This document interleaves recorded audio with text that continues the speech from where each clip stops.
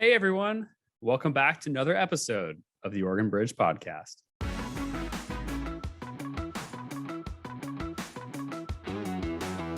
Oregon, Southern Oregon, and Northern California have historically provided the majority of the United States' cannabis for the last 60 years. It's general supply and demand. I think that as American states, we forget a lot that we're part of a large country that there's no solid borders in. I would say there's a lot of confusion and a lot of nervousness because nobody really knows how far any of these cartels are willing to go. It all starts in tiny local newsrooms, and that's why they're so important. Hey everybody, thanks for tuning in for another episode. We have a particularly, what I think at least is a crazy episode today. So our guest for today is Natalie Fertig, and she is the Federal Cannabis Policy Reporter over at Politico, which is a pretty major news publication that I imagine most of y'all have read something from or at least heard of before. She is from the Pacific Northwest, and she has a bunch of different experience reporting. She used to work for McClatchy. She also worked for Circa News. And I've just got to say, this is probably one of the craziest stories about Oregon that I've ever read. It's about what I would describe as Oregon's really big illegal marijuana problem. And we have everything in this story, from international drug cartels to the reporter actually having people, fire shots near her capacity, drug busts and things like that. And really actually her highlighting how Oregon has served as kind of like the supply engine for the rest of the country's illegal marijuana usage. So really interesting episode today. Definitely read the piece too, which we will link in the description. And as always, please make sure to subscribe and give us 5 stars if you haven't. And also check us out on YouTube. We have videos that we do for every podcast now, and our subscriber base is going. So please make sure to go there, hit that subscribe button and check us out. And we'll go ahead and dive right in. Thanks, everyone. All right, everybody. Welcome back to another episode of the Oregon Bridge. Today, we're very excited to have Natalie Fertig, who is the Cannabis Policy Reporter at Politico. Natalie, how are you doing today? Hey, I'm great. Thanks for having me. Yeah, and we are, we're really excited to talk about this really popular article that you published in Politico about 2 weeks ago. But before I get into that, from my understanding of stalking your Twitter bio briefly, you are a Pacific Northwest native. So where are you from in the area? I'm from Hawkinson, Washington. Shout out to my tiny little town that doesn't even have its own post office. That's in Clark County. So outside Vancouver, outside Portland. So I went to Portland State actually for college. So I have my Oregon creds. I feel like I can get a little local cred there. For sure. And that, well, I guess we have to ask the defining question though, because I don't know how long you've been in DC, but do you use an umbrella when it rains, or do you still sit in the rain and just get wet like everybody else here? Okay, so it depends on which coast I'm on. I will never use an umbrella when I'm home because it doesn't rain that hard. But in DC, I actually got here and had to buy an umbrella because it pours. And I realized that just walking around with a raincoat, I was still completely soaked. So none of this, I'm going to hold this small piece of paper over my head and scurry into the coffee shop. Doesn't work here. That is something I think Oregonians don't fully appreciate. I lived in DC for 3 months with Alex, actually, way back in the day. And when it rains, it's not messing around in DC. It's just of course. Yeah, totally. it's awful. And of course, my wife, who's from Florida, is out here like, what's wrong with everybody? No one has an umbrella. It's do they just get wet? I'm like, yeah, it's just pretty much what happens. So. But you barely get wet. If you run fast enough, maybe the raindrops won't touch you. Totally. Put your hood up and it's going to be fine. Yeah. Yeah, you get your North Face. But so Natalie, before we dive into the piece, I just want to ask, I want to ask a more broad question. So your official title, you are the cannabis reporter for Politico. I think if we did a rewind to, I'd originally written 2014, but honestly, I even think 2016, if someone had told me that there was going to be a cannabis reporter at a major publication like Politico, I may have laughed at them. And so I was like, that's no way that's a thing. It's not happening. Of course, now a bunch of states have legalized marijuana. A bunch of states have had ballot measures and things like that for medicinal marijuana, and probably it's going to be legalized at the federal level at some point. I kind of just want to ask you, like, one, what are the major issues right now that you think that people should be aware of, just kind of in general about marijuana policy? And then two, just like, what does the day-to-day kind of look like? Like, what is being a marijuana reporter in DC like? All right. Well, I'm probably going to take too long answering the first question, so you're going to have to remind me of the second afterwards. But I will say first that I'm the federal cannabis policy reporter. We do have another reporter who covers states policy, and then we have an editor who does part editing and part coverage too. So we actually have a 3-person team covering cannabis, not just one person. Oh, wow. Okay. Which often shocks people even more, but I can promise you there is enough stuff to cover. So, man, the big issues right now in cannabis policy, we've got 18 states that have legalized cannabis, plus the District of Columbia and a number of US territories for recreational use. So that means that you've got an industry that is lobbying in DC on a number of different issues. There's banking. They want better access to opening bank accounts. They're always talking about changing the tax code, but I'm always saying, the federal government's not going to choose to take away its own tax revenue by choice. That's just not something that either Democrats or Republicans love to do. And then there's the advocacy side. So you've got you've got this whole industry. Think like, oh, there's a new tech industry, right? All these different regulations, all these different questions that come along with that, then make it only legal in the states. So there's even more problems that come along with that. For example, how do you get fire insurance if you're a farmer in Oregon that grows cannabis?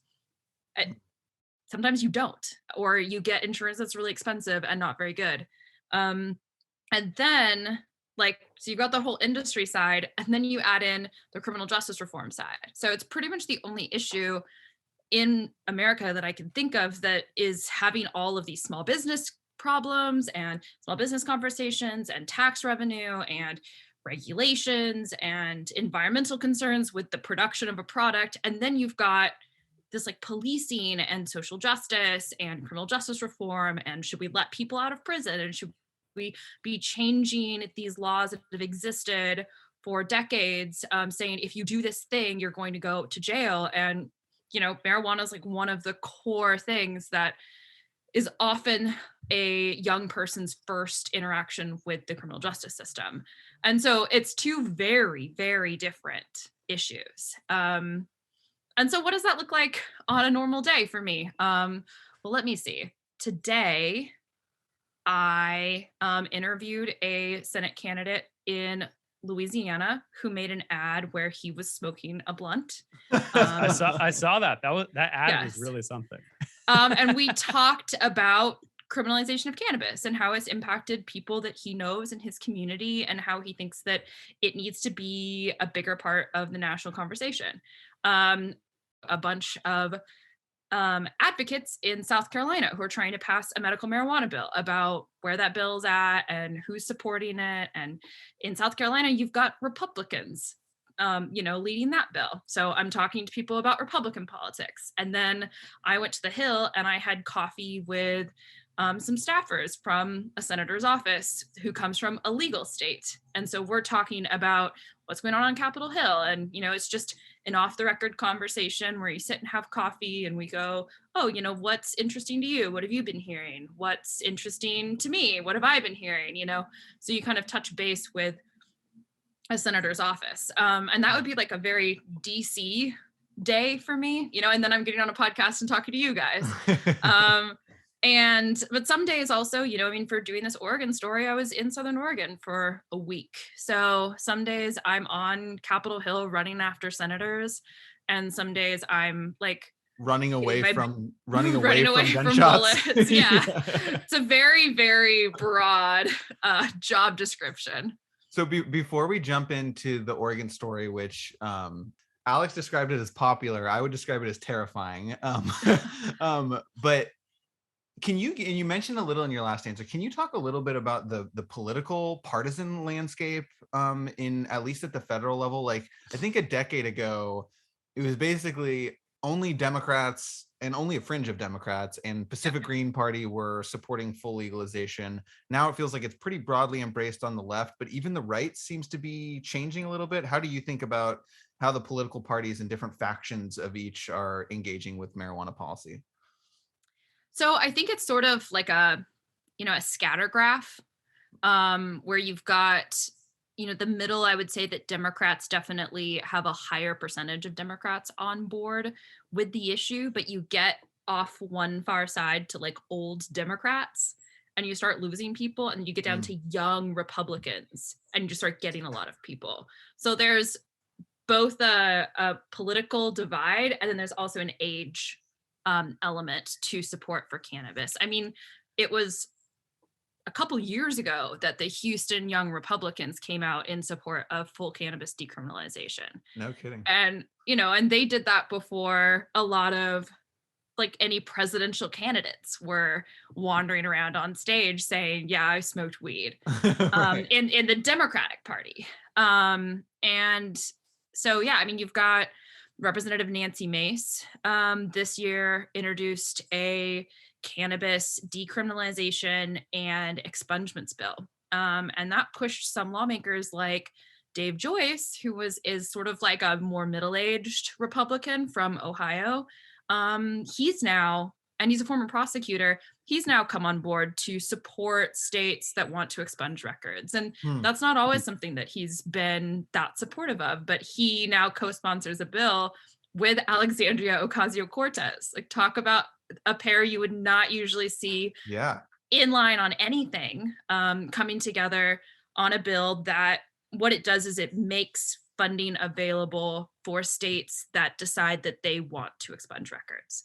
So it's not doing anything on the federal level, because that would require comprehensive reform, like descheduling cannabis before you could do that on a federal level. But it's essentially saying, hey, states, if you decide this is something you want to do, then we're going to make it easier for you to do it. And that's kind of this like interesting intersection where cannabis is a libertarian issue just as much as it is a progressive issue, because you've got the states' rights argument and the personal freedoms argument and as long as you're not getting in a car and driving around and hurting someone, who are we to tell you that you can't be doing this? So you've got, lawmakers like Rand Paul have been on board with that portion of the issue for years, actually. And I think sometimes that gets forgotten, that I think it gets painted to be more of a Democratic issue than it actually is. We had a congressional candidate named Alex Carlatos on. He's running in Peter DeFazio's district, now open district, and he was saying, Titus, what was his quote? He said something like, look, Oregonians love their guns, and we love our guns, and we love our weed. Right. Which is like very cross-cutting. Hey, I think Montana and Alaska would like join in that. Very much so. Yeah. So Natalie, we want to transition to the piece and talking a little bit about it and kind of what you saw when you went on your trip to Southern Oregon. But I also wanted to point out, and I'm sure that you probably saw this, and maybe you were even a little bit upset about this, because I imagine that your piece was months in the works. But there was actually another reporter named Felisa Rogers at The Guardian who dropped, I would say, highlighting the same issues, but from a number of different perspectives, a piece for The Guardian. And then, of course, I think your piece came out about either a day or 2 days later. And to me, that was... and like sort of part of our podcast is like that Oregon has such a, just because of the issues that pop up here, like it has much more national interest, I think, than like some of the other states, just from people in DC and people from across the country. But to me, it was just like, it seemed like it couldn't have been a coincidence that two major publications would publish something about, Josephine County, Oregon, basically within a day or two of each other. So how long is this issue? Or or not how long, I guess maybe even how long, like, is this issue like really being talked about sort of like amongst members of Congress and things like that, like illegal marijuana in Southern Oregon? Or like, was this kind of something that's been on your radar for a while? Or like, how did you even identify this was an issue that's ongoing? Well, it's been on my radar for a while. And my boss and I had been talking about me doing a story out here for a long time. I actually wanted to do it earlier, but I had there was a lot going on with Congress, and I had a family vacation in October, just some general life things.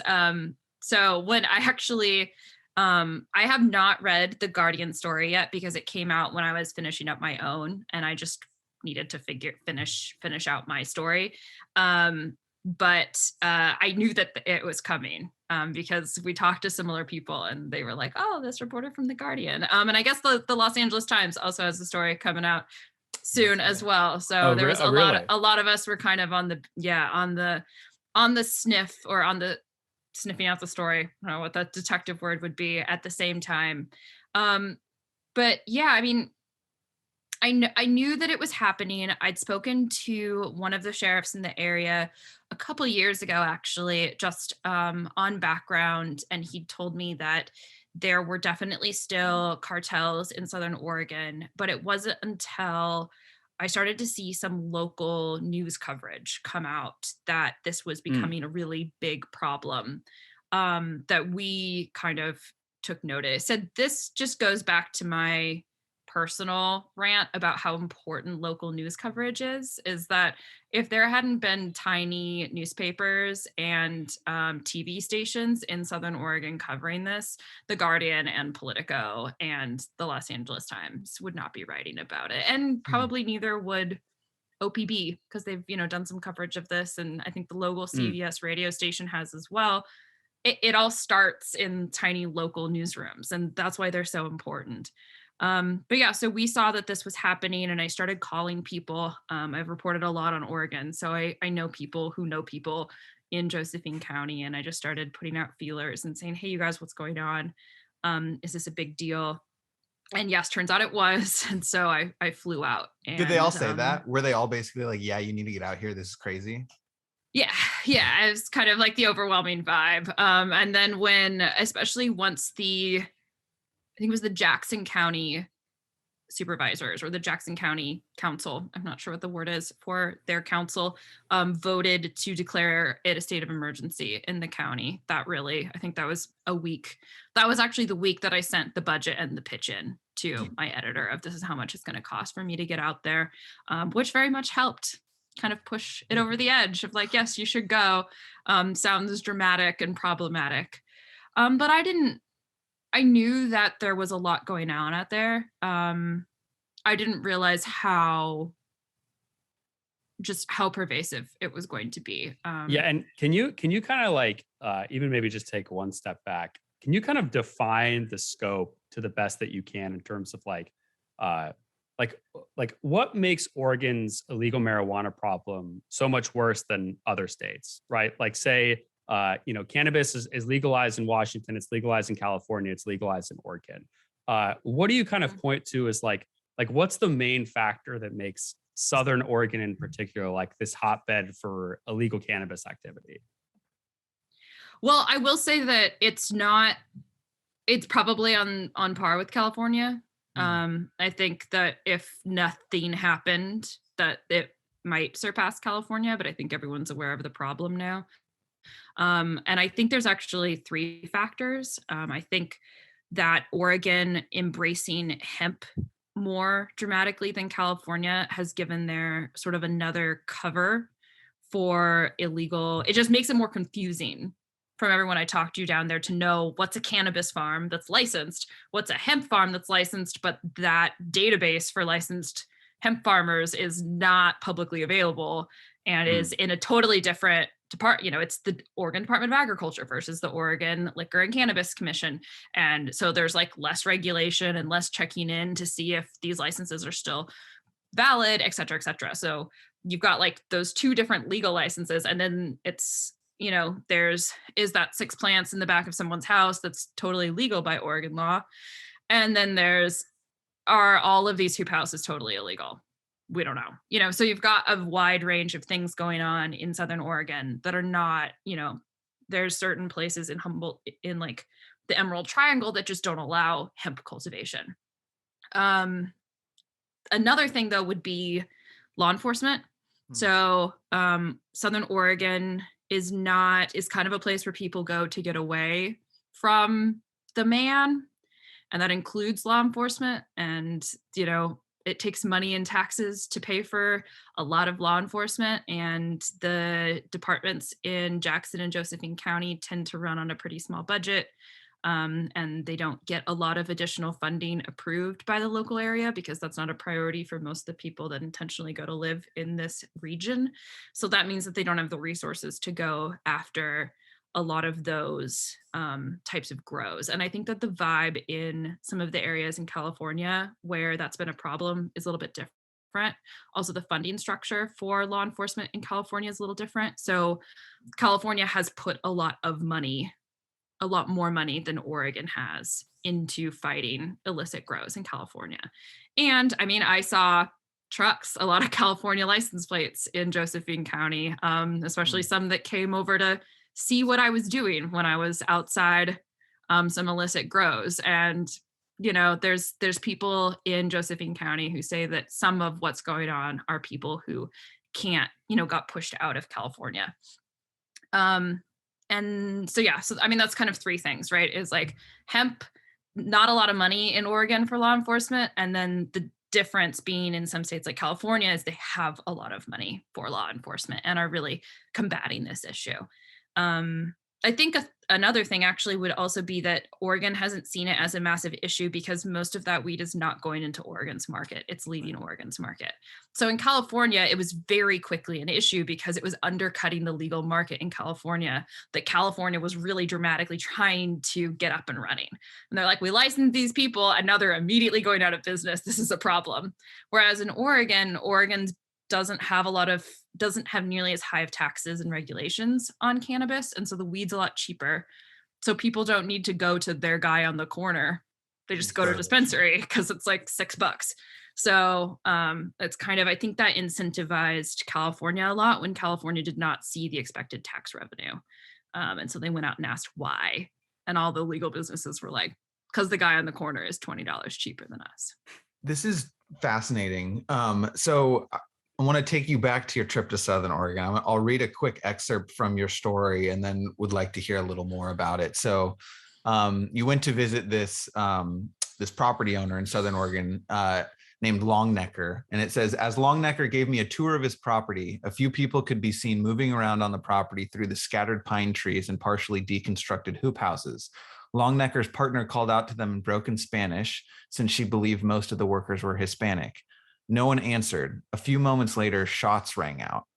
So what you're describing here is basically like the cartels or whoever worked for the cartels would actually be actively intimidating and trying to, shut up or stop questioning or what was going on there with these shots being fired either at you or to warn you or whatever? I mean, I want to be clear. I didn't go over and ask them, what is your purpose in shooting? And I couldn't see where they just happened to at the same time be doing target practice. Right. But the people that I was with who live there and spend a lot of time there all said that this was regularly where they get too close to the other farm or they have some sort of dispute or interaction with one of the illicit farms that is near their property. And there's not actual violence against them, but there's the suggestion of violence or a show of force saying we could be violent against you if we wanted to, and we need you to leave now, and we don't want you here. And they'll follow people, right? Was it you they followed? No. I spoke to one woman named Debbie who said that she had been followed after she photographed the license plates of her neighbors who were an unlicensed grow.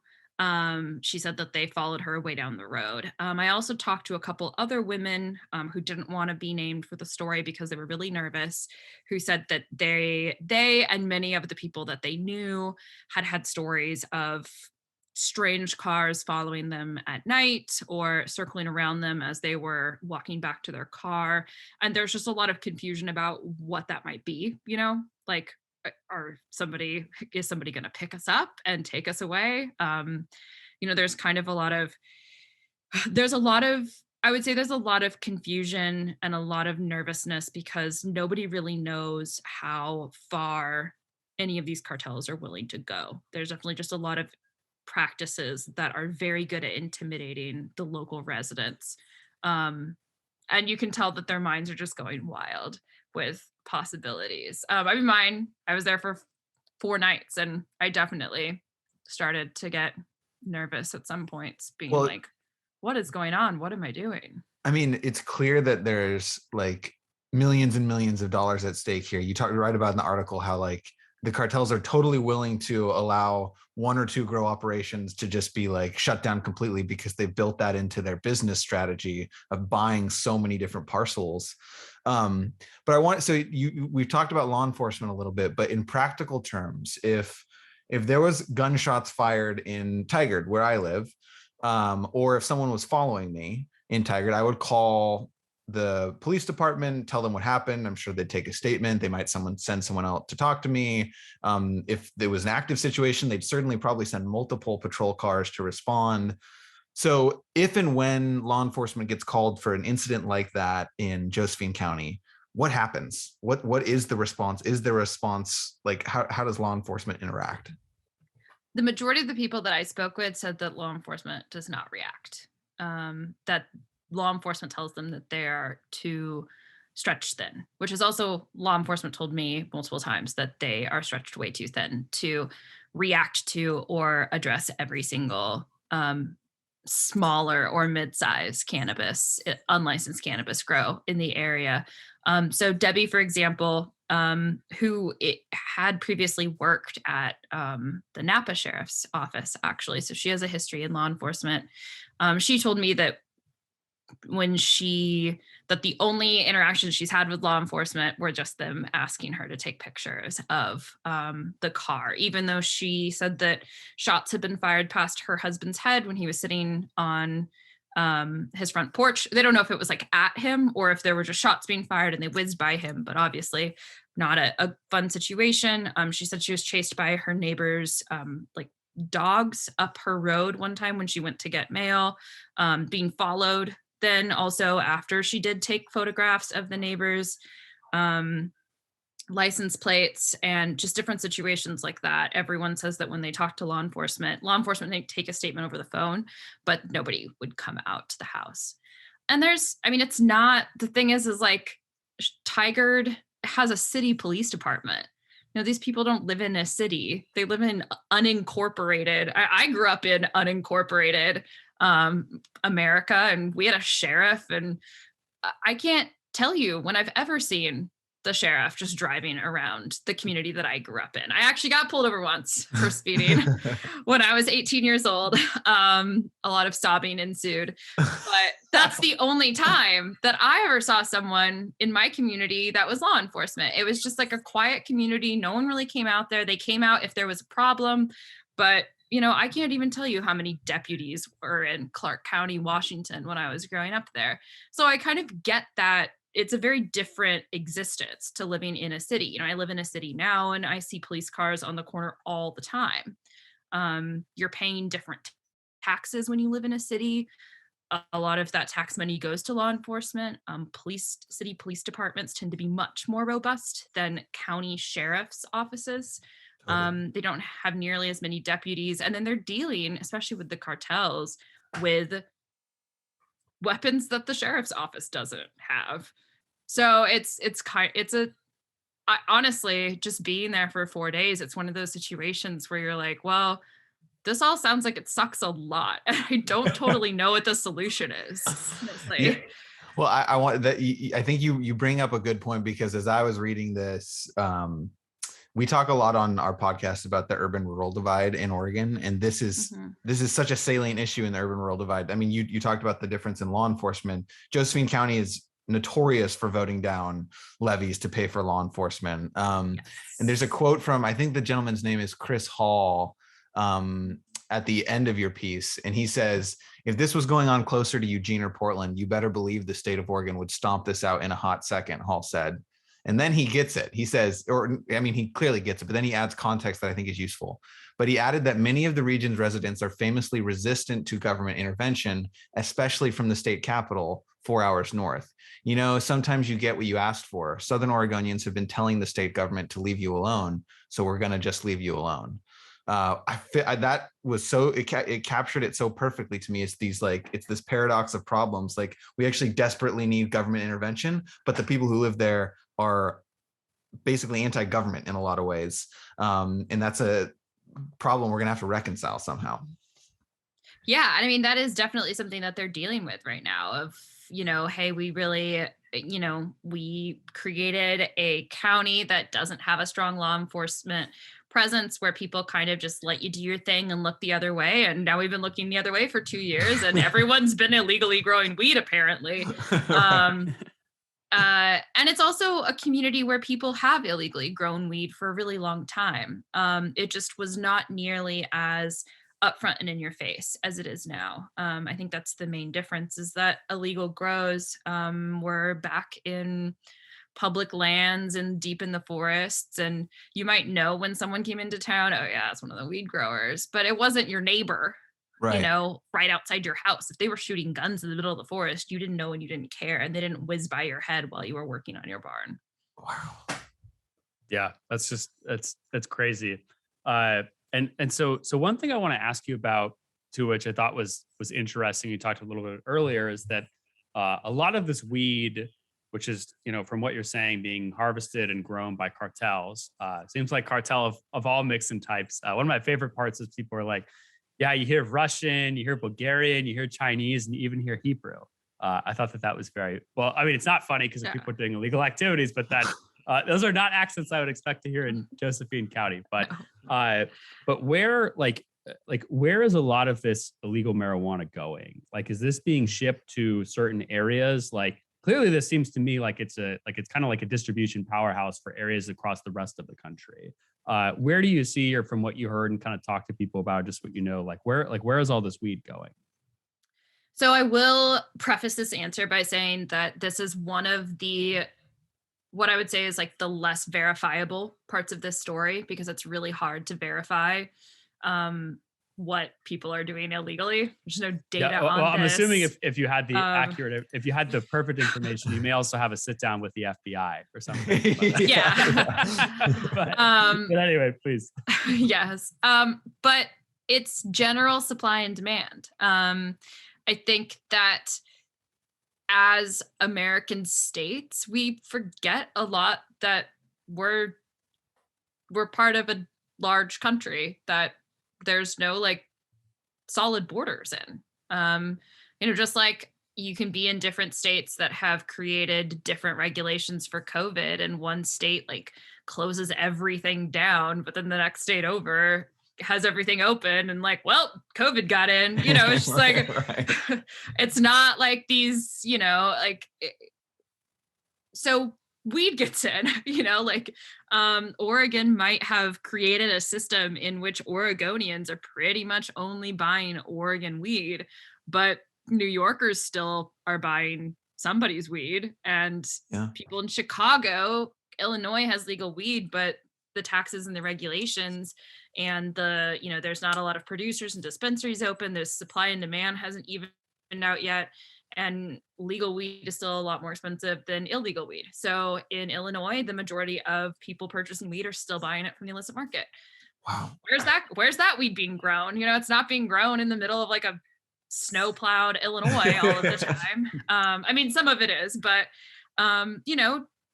Washington, D.C. has a gray market where you can sort of gift weed. Where's that weed coming from? Some of it might be grown in people's basements in D.C., but some of it's grown in Oregon. And Southern Oregon and Northern California have historically provided the majority of the United States' cannabis for the last 60 years. People aren't going to just stop doing that. I mean, it's a region where marijuana grows well outdoors. You don't need an inordinate amount of resources. You don't need a greenhouse or an indoor grow with HVAC and all this stuff. You just put up some hoops and start growing weed that is really good. And then you can sell it all over the country. And even if it's not really good, people in New York don't know. The people in Oregon know. People in New York don't really know. So they'll pay top dollar anyway. Yeah. I mean, it's still wild to me how much money weed costs. everywhere besides Oregon and Washington.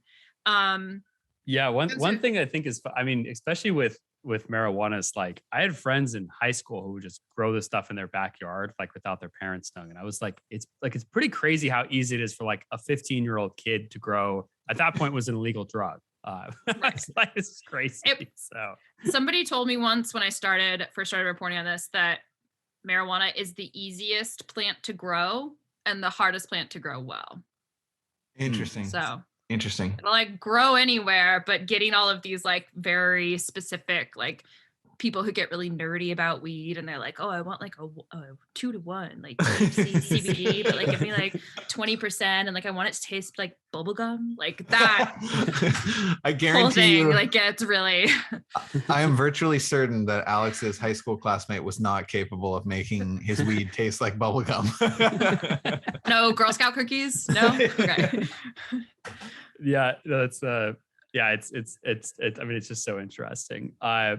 And so Natalie, because we're getting a little bit short on time here. I know I have one more question for you. I know Ben has one as well. I wanted to just briefly quote, which is, I guess, like the subtext in your piece. And it says, legalization was supposed to take care of the black market. It hasn't worked out that way. So I want to dive just a little bit deeper into that, because one thing, and I'm sure you've probably heard this argument more than I have, but is people say, yeah, of course, we still have issues with illegal marijuana production because it's not legalized at the federal level. I guess I'm just sort of curious of like practically what that would look like, because the example that I've seen cited a few times is like, well, of course, when alcohol was illegal, they had moonshine. But to me, I know that moonshine is pretty dangerous. And like, one, it's also not that easy to make. And like, two, at least, as you said, like you can, I mean, some kid in high school can grow weed in his backyard. It's 15 years old and his parents doesn't know. Like, to me, sort of the level of accessibility between creating moonshine and then distributing it to other, it doesn't line up one-to-one for me like that. What do you think, though, like if the federal government was to just legalize, the recreational use of cannabis, like how do you think that might impact the illegal market? Or like, do you just think it's always going to exist regardless? I think that it will very much depend on the way that the federal government legalizes or decriminalizes. The bill that Senator Schumer has proposed has a very high tax rate. And I talked to an economist who told me that he thinks that would perpetuate the illicit market for longer because it raises the prices on cannabis. It's essentially all economics. It's supply and demand. A kid can totally keep growing it in his backyard and give it to his friends if he wants to. And yeah, growing weed, at least mediocre weed, is way easier than like home brewing beer. But there's it takes time to grow something in your backyard. Not everybody's a green thumb. So that's I think that's the argument that is predominantly made to me about this. Like, obviously, cannabis gets compared a lot to alcohol, and obviously it's not exactly the same as alcohol. I assume that there would be some things similar to alcohol. Like, it didn't happen overnight. And I think a lot of people, I majored in history at Portland State. And I know from studying history that when you look back at history, a 30-year time period seems like nothing. But when you're in it, it's 30 years. And it took the end of the fully illegal alcohol market. It took a long time for that to happen. I mean, there's still dry counties in like Mississippi. Wow. They're just close enough to legal counties that you can like take a little drive and go buy some beer, but for a while they were too far away from legal counties. So people were moonshining there. And it was like this slow, like very slowly, the number of states and then the number of counties that still prohibited alcohol reduced and reduced and reduced to the point where it was just easier to drive 30 minutes, buy a bottle of vodka and come home than like try to create it in your sink. And I think that like the same is true about carrots, and so the same is probably true about weed. Yeah. Would kind of be my take on that. Like, yeah, there's a good argument. I don't think your argument is dumb that like weed is easier to grow and less likely to kill you when you just grow it in your backyard than like brewing vodka or some sort of moonshine. But I do think that eventually people would rather just like go to the store and get something packaged. One economist, that the same economist I talked to, said that from his research so far on what is still a very like new industry that we don't know everything about, is that for the most part, consumers are willing to pay up to 15% more to have a licensed tested product. When it gets to 20% or more, they'll go back to the illicit market. Because people do want to know what's in their stuff. I mean, there have been stories of cannabis being laced with fentanyl, cannabis being synthetic cannabis, and those things can really, really hurt people. And I think nobody wants to interact with that when they're going to get high. So my final question is sort of about government response and where we go from here. You mentioned the article that there's been a clamoring in Oregon of folks basically asking Governor Kate Brown to mobilize the National Guard and send National Guardsmen down to Southern Oregon. She hasn't done that, but the legislature just allocated $25 million, $20 million for law enforcement, basically to increase staffing, and $5 million, interestingly, for oversight of water use and water theft, which is another classic urban-rural divide issue. I do appreciate that the article talks about, people should read the article. It talks about the environmental catastrophe that is happening alongside the economic and public safety catastrophes. Well, and also, I do want to note, like, you take water away, no one can grow weed. Right, so, right. like the whole water rights thing is very intrinsic to like the problem of people growing weed, because they're all stealing somebody else's water. They're diverting rivers, they're draining wells. Like, that's how they're growing their weed. Like, there's no like city tap in Right. They're not using O'Brien, Oregon. They're not using Bull Run watershed water too. No. So I guess that maybe that's a good place to start. But what are the options available to policymakers to, like, can they send it? Like, what happens if Governor Brown sends in, 1,000 National Guardsmen? Like, are we going to have a mini war going on in Southern Oregon? Like, what can be done from the government intervention perspective? I just looked at my face as I was reacting to that. I was like, oh God. So, I mean, I think one of the big things is that everyone wants to avoid a war. So far, none of the raids on cartels have been, at least the majority of the raids have not been particularly violent. Like there was a big one in the summer where there were more than 200 law enforcement involved, and nobody was killed or hurt in the process. I think that part of the problem is not having the manpower, but part of the problem is knowing which farms to go onto the property and which ones to not go onto the property, because you have legal farms that are totally compliant. And then you've also got hemp farms that don't have to post all of the same stuff and don't have the same licensing structure. And then you've just got the random dudes growing a couple plants in their backyard, which is also totally legal by Oregon law. So I think it's more than just like manpower is needed, because some of these are like 6 to 10 person like sheriff's departments, but also is people doing the searches and going in. Like I had to do some of those searches to corroborate from in my story that Gary Longnecker's neighbors, for example, were not licensed.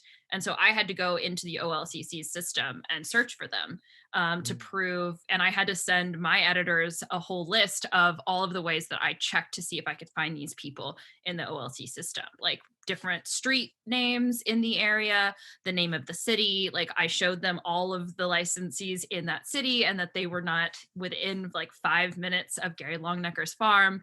But still, the absence of a license, like it's way, I wish there was just a database of everyone who's unlicensed, right? But then I also didn't check the hemp registry, because I can't check the hemp registry. It's not a public registry. I'd have to Really FOIA. I'd have to get a Actually, and I do know someone who has gotten the full registry, but the registry at the Oregon Department of Agriculture is not checked yearly in the same way that the OLCC's registry is. So you've got law enforcement has to go through all of these different things in order to be like, that one probably isn't licensed. And then they've got to find another way to corroborate that there is indeed marijuana that tests above 0.3% THC under those hoops before they can get a warrant to go onto that land. So that's the complexity of it. So they also need more money. They need more people, more money, and they also need the market or the demand for that weed to no longer exist. Fascinating. Thank you for that. Alex, you want to close? Yeah, Natalie, this was a super interesting conversation, and thanks again so much for joining us on the pod. And before we let you go, obviously we'll link to your story in the description so that everybody can go click on it and they can see it. But if folks want to follow your work, or they want to follow you, or they want to see what you're up to, where's the best place to find you, follow you on Twitter, all that good stuff? Yeah, my Twitter is natsfert, Natsfert. And that's probably the best place to follow me. I don't really use any other social media for like work cannabis stuff, and some of our stuff is behind a paywall. So I always try to at least post a couple tidbits from even stories that are paywalled. So cool. Gotcha. Well, go check out Natalie on Twitter. And Natalie, thanks so much again for taking the time to join us. Yeah. And everybody, thanks again for listening. Please make sure to give us 5 stars if your platform does allow, and also check us out on YouTube. You can always see Ben and I's lovely background, which Ben's looks a lot better than my kitchen window that I have here. So good to be able to see. But thanks again, everyone.